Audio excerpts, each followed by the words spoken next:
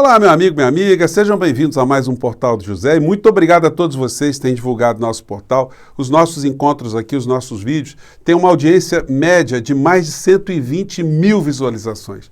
É muita gente, é gente como você, gente que está antenada com a realidade brasileira e gente que quer ajudar o nosso país a mudar de rumo. E nós vamos conseguir fazer isso. Estamos agora a 90 dias das nossas eleições presidenciais e o dia 2 de outubro marca a data de início de retirada desse grande bode mal cheiroso que está no centro da nossa sala, no centro do nosso imóvel, chamado Brasil. Esse bode será afastado da nossa sala, do nosso imóvel, e igualmente junto com ele irão outros bodezinhos também muito mal cheirosos. Há uma grande interrogação que fica na cabeça das pessoas todas que analisam o governo Bolsonaro. Como é que foi possível essa gente toda chegar ao poder? Como é que eles eclodiram das piores áreas aqui do nosso país, ou as piores pessoas de algumas áreas aqui do nosso país, conseguiram ficar juntas com Bolsonaro, desgovernando o Brasil e não ter acontecido até o momento nada com essas pessoas. Pois bem, são alguns desafios que a gente vai ter que enfrentar. Nós vamos depois que afastar esse bode, a ver como é que nós vamos consertar todos os danos que esses bodes todos causaram ao Brasil e a gente vai conseguir de fato recolocar o Brasil rumo à civilização. Como é que nós vamos chegar lá? Bom, eu vou conversar com vocês sobre essas questões, mas antes de mais nada, se você está chegando agora no nosso portal também, se inscreva aqui conosco, você é muito bem-vindo. Conheça os nossos outros vídeos, se você gostar, compartilhe, dê o seu joinha, porque é muito importante também. Mande para cá os seus comentários, porque são sempre lidos, são sempre considerados. E participe, se puder, dos nossos chats, que eu sempre abro aqui antes das 5 horas da tarde, até 5h30, onde eu bato um papo ao vivo com vocês, tá bom? Vamos seguir em frente. Gente, antes de mais nada, hoje é o dia 3 de julho. É o Dia Nacional de Combate ao Racismo, de combate à discriminação racial aqui no Brasil. E esse Dia Nacional, ele tem como base, né, o dia 3 de julho de 1951, onde o jurista Afonso Arinos de Melo Franco apresentou no Congresso Nacional, né, um projeto que ganhou seu nome e que foi sancionado pelo então presidente Getúlio Vargas. Foi a primeira grande medida jurídica aqui no Brasil de combate à discriminação racial. Ela, por mais tímida que pudesse ser, ela marca esse início. A partir daí nós tivemos outras lutas, outros combates, cada vez mais visando a eliminar do Brasil qualquer tipo de preconceito, qualquer tipo de discriminação, mas falta muita coisa, né? E é importante a gente usar essa data para provocar reflexões em canais como o nosso aqui, então eu não poderia deixar de salientar essa situação também. E muitas pessoas aqui no Brasil ficam pensando, né, como eu disse a vocês, como é que foi possível se ter tanta gente fazendo essas coisas contra o Brasil, inclusive na questão racial, onde se teve ali um quadro, né, aquele senhor, o Sérgio, até me esqueci o sobrenome dele, que foi para uma fundação que foi criada justamente para enfrentar essas situações de racismo aqui no Brasil, e ele atuou exatamente em sentido contrário, fazendo grandes estigmas, grandes desvios de finalidade da instituição. Hoje, dentro dessa linha, eu peguei aqui um artigo da Dorit Harazin. Gente, eu sou muito fã dela, viu? Ela é uma jornalista muito premiada e escreve, tem um texto muito legal. E ela levanta essa questão, que eu levanto aqui com vocês também, de um outro modo. Ela escreveu no título do artigo dela, Cloaca Nacional. Aí eu vou reproduzir aqui para vocês. Bom seria, um trecho, né? Bom seria se existisse um GPS capaz de localizar o lixão humano, onde o presidente Jair Bolsonaro cata suas pessoas de confiança, de apoio ou de afeição amoral. Não é amoral, a moral é uma palavra só, né? É o que urge desinfetar essa cloaca nacional, de onde a cada dia pipocam novos ou velhos seres acanalhados. Ora é o Nelson Piquet, que sempre vil e requintado, inabilitado a qualquer convívio em sociedade. Ora é o deputado Daniel Silveira, golpista de estimação do Planalto, agraciado com a Ordem do Mérito do Livro da Biblioteca Nacional. Silveira é aquele fortinho que arrebenta tornozeleiras eletrônicas e fica por isso mesmo. Ora, é o ex-ministro da Educação Milton Ribeiro, exilado a pedido, entre aspas, com todo um baú de bíblias e falcatruas aguardando explicações. No capítulo dessa semana, será preciso chafurdar além do protagonista principal. Não que ele seja menor. Desde a primeira infância do governo Bolsonaro, Pedro Guimarães presidiu com a cobiça a Caixa Econômica Federal, o maior banco público da América. Dado o conjunto de sua obra como predador sexual, foi colecionando apelidos junto aos quase 85 mil empregados que comandava. Nenhum deles afetuoso. O mais explícito, Pedro Garagem, entre aspas, veio a público no arrastão de denúncias que forçaram sua renúncia ao cargo na quarta-feira. Explica-se, numa centena de viagens oficiais que empreendeu pelo país, Guimarães teria ordenado o aluguel de um carro preto blindado em Teresina e dispensado o motorista. Aí ela vai contando aqui da história aqui que o Pedro Guimarães teria sido flagrado praticando saliências, né, ataques de natureza sexual contra uma servidora. E aí a gente tem uma outra coluna aqui do Bernardo Melo Franco, que salienta nesse mito que foi criado no governo Bolsonaro, né, que ainda muita gente acredita. O conto do cidadão de bem. Milton Ribeiro e Pedro Guimarães têm mais em comum do que a folha de serviços prestados ao bolsonarismo. Até cair em desgraça, os dois cultivavam a imagem de cidadãos de bem, defensores da moral e dos bons costumes. Então, gente, são essas as contradições que vão mexendo com a nossa racionalidade. E muitas pessoas ficam com essa grande interrogação. Como é que foi possível essa gente ter chegado ao poder? Como é possível ainda não estarem presos, muitos dos que fizeram tantas coisas, e muitos que fizeram crimes mesmos, né?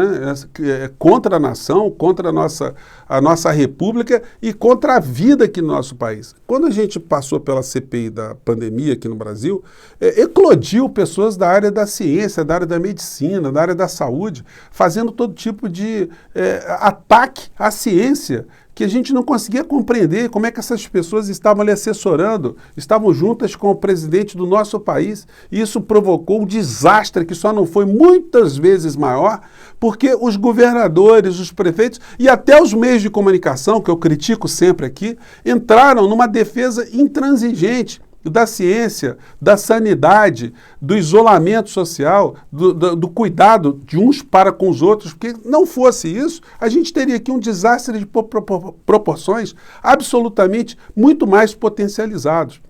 E o que explica isso? Gente, só tem uma explicação, porque isso não é um fato espiritual, isso aí não é uma coisa que está no campo do espiritismo ou no campo da metafísica, não.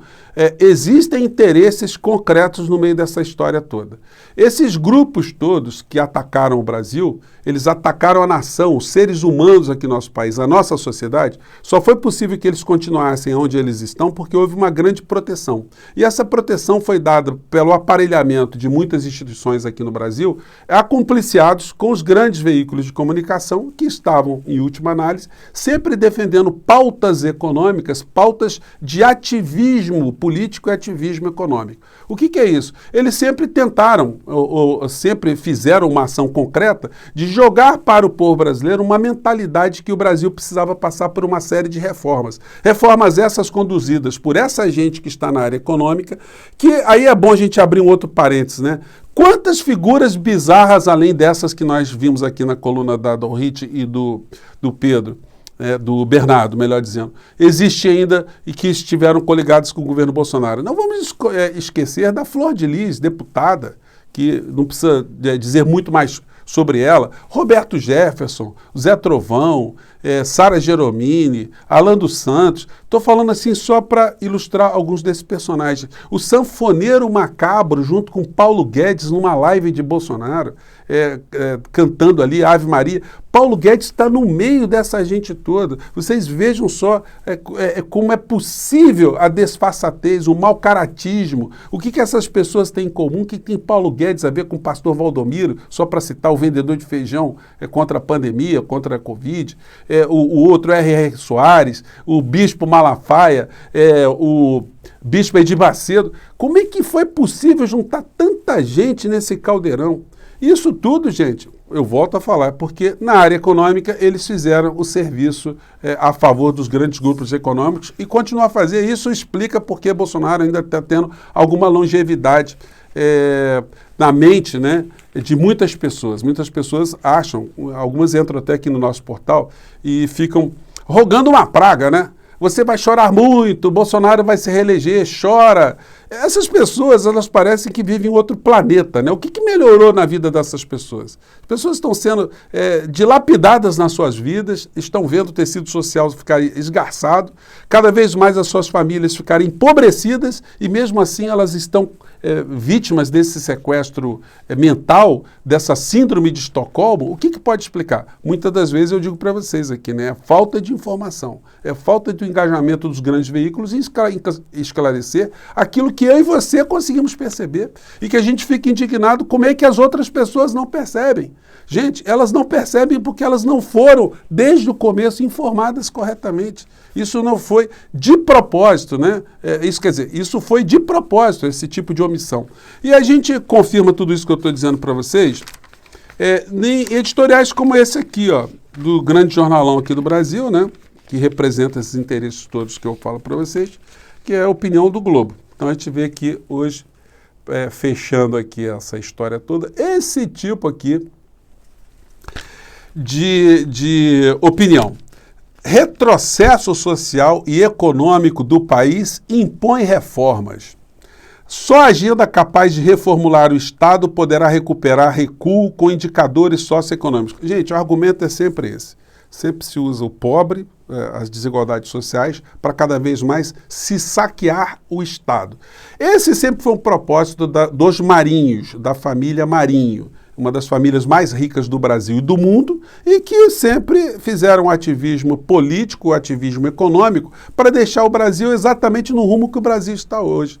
Então, romper esse ciclo, tirar esse grande bode da sala, não vai ser uma tarefa muito fácil, não. Sobretudo porque, nesse momento, a gente está muito distraído, a gente está muito incomodado com esse mau cheiro, com o bode destruindo as coisas, dando cabeçada nas pessoas que estão dentro desse imóvel, e a gente não conseguiu perceber ainda como é que funcionam as coisas dentro da nossa casa, qual é a utilidade da nossa casa, para que ela serve, né? Como ela pode dar conforto para a gente, como ela pode nos abrigar, como ela pode ter um espaço para a gente estudar, para a gente ter lazer, para a gente fazer alguma coisa de útil. Nós não estamos conseguindo prestar atenção nessas coisas, porque essa situação toda desse grande bode, acobertado pelos grandes veículos de comunicação, que ajudam na área econômica nós sermos saqueados, tem muitos apoios nas instituições, inclusive como o Congresso Nacional, o Senado Federal, a Procuradoria-Geral da República, o Ministério Público, o Poder Judiciário, e isso tudo só vai ser possível de ser modificado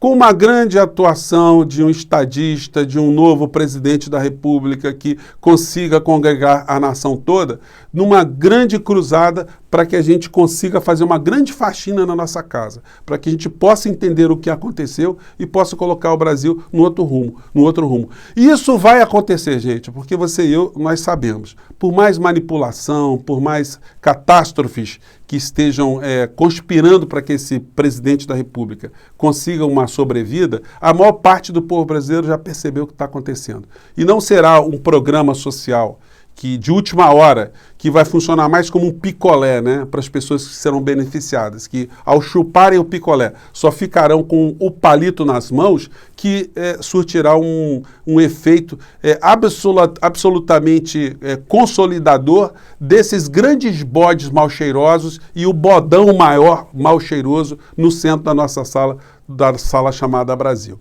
É por isso que eu estou aqui. Muito obrigado por vocês estarem comigo aqui, estarem conosco aqui, cada vez mais compartilhando os nossos vídeos, compartilhando aqui as nossas críticas. E o dia 2 de outubro marca a data que a gente vai colocar uma coleira nesse bode e vai arrastá-lo para fora da política aqui do nosso país. Tá bom, gente? Eu fico por aqui mais uma vez. Um grande abraço e até o nosso próximo encontro. Até lá!